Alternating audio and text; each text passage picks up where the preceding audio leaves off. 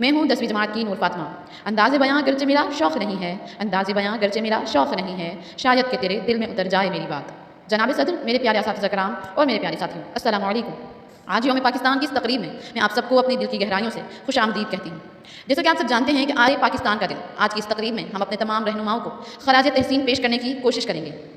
اے خدا، جب بھی تیرا آسمان دیکھتی ہوں اس میں بسا ایک جہاں دیکھتی ہوں، نہ جانے کتنے ہی جہانوں کی سیر کرتی ہوں، کھول کر میں جب قرآن دیکھتی ہوں. شروع کرتی ہوں اللہ کے بابرکت نام سے جو کائنات میں طاقت کی دلیل ہے. میں تلاوت قرآن کے لیے بلانا چاہوں گی چھٹی کی جماعت کی طالب علم ابیحہ فاطمہ کو کہ وہ آئیں اور تلاوت قرآن پیش کریں. سبحان اللہ، آپ کی قرأت سن کر تو دل منور ہو گیا ہے. جزاکم اللہ خیرا. چلیں اپنی تقریب کو آگے بڑھاتے ہیں. میں آپ سب سے گزارش کرنا چاہتی ہوں کہ آپ سب قومی ترانے کے احترام میں کھڑے ہو جائیں. آپ سب کا بہت زیادہ شکریہ. اس تقریب کا آغاز کرتے ہیں اللہ کے بابرکت نام سے جس کی مہربانیوں سے یہ وطن آزاد اور آباد ہے. خون کے قطرے گرے جب یہ بہار مہکی، جامعہ شفاف پیا جب یہ فضا بہکی، پھول کانٹوں سے لپٹے رہے چمن کے لیے، کیا کچھ نہ ادا کیا اس وطن کے لیے. ہمارے رہنماؤں نے پاکستان بنانے کے لیے جو قربانیاں دیں اس کو پنچم کلاس کے طالب علموں نے ٹیبلوں میں بیان کیا ہے. تو میں دعوت دوں گی پنچم کلاس کے طالب علموں کو کہ وہ آئیں اور اپنا ٹیبلو پیش کریں. بہت خوب بوائز.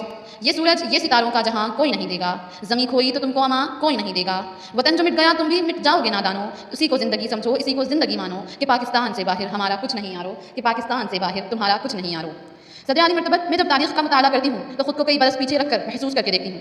جناب صدر، میں دیکھتی ہوں عدل و یقین کی تصویر، شہیدوں کے خون سے لکھی گئی تحریر، قائد کی انتہک محنت کی تصویر اور اقبال کے خوابوں کی تعبیر.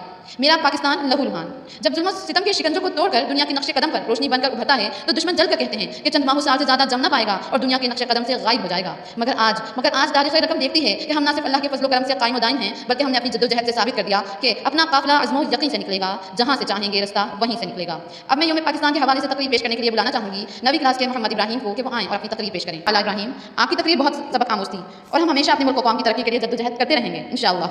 واللہ کہ یہ ملک خدا داد رہے گا، واللہ کہ یہ ملک خدا داد رہے گا، آزاد تھا، آزاد ہے اور آزاد رہے گا. اب میں اپنے پرنسپل سر کو دعوت دوں گی کہ وہ آئیں اور یوم پاکستان کے حوالے سے اپنی رائے کا اظہار کریں. جزاکم اللہ خیرا سر. آپ کی قیمتی الفاظوں کا اللہ پاک ہمیں عمل کرنے کی توفیق عطا کرے.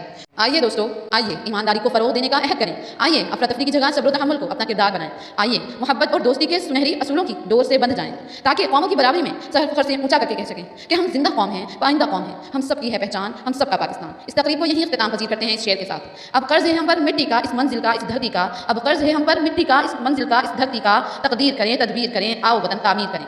آئیے سب مل کر کہتے ہیں پاکستان زندہ باد. ویڈیو اچھی لگی ہو تو لائک کیجیے. جزاکم اللہ خیرا.